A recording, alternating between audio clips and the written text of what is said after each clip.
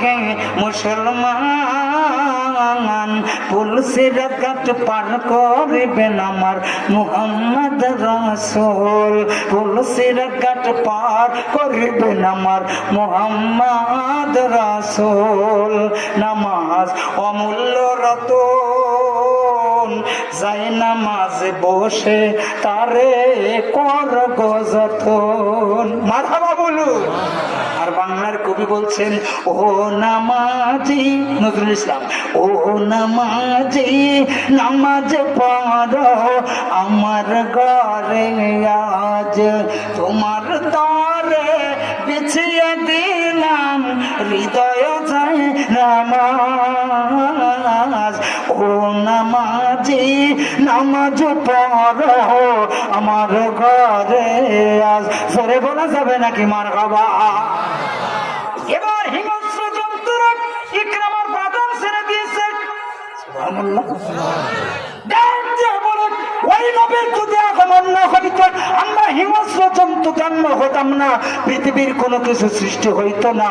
নবীর ভালোবাসার খাতিরে, নবীর সুগন্ধ আমরা পেলাম তোমার খাতিরে, এই জন্য তোমাকে হত্যা করলাম না। কামড়া কুমড়া তোমার পাতা দড়ি ছুটিয়ে দিলাম।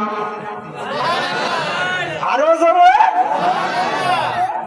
সকালবেলা ইকরামা মক্কা শহর, মক্কার আশেপাশে ঘুরতেছে। এর ব্যাপার কি রে? ওই তো খায়া ফেলেন কথা। সুবহানাল্লাহ বলেন। ওয়াজ এখানে রেখে চলুন, থাক, দেরি আছে, একটু পরবর্তীতে ভবিষ্যতে আসলে চলে যাব আমি মদিনায় ওই বালকটার কাছে। সুবহানাল্লাহ বলুন। মদিনার রওজা মুবারকে জানাই লাখো সালাম। সবাই সবাই সবাই রাসূলের রওজা মুবারকে জানাই লাখো সালাম। এই তারাবাড়িয়ার চক পাড়ার জমিন থেকে, পরামানিক বাড়ির এই জমিন থেকে রাসূল আপনার দিল সপিলাম।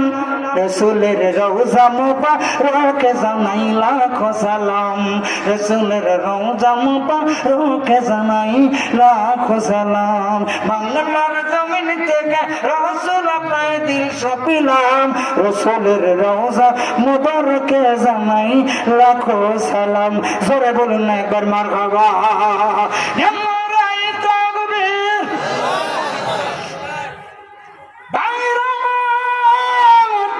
ইহুদির সন্তান মনে আছে?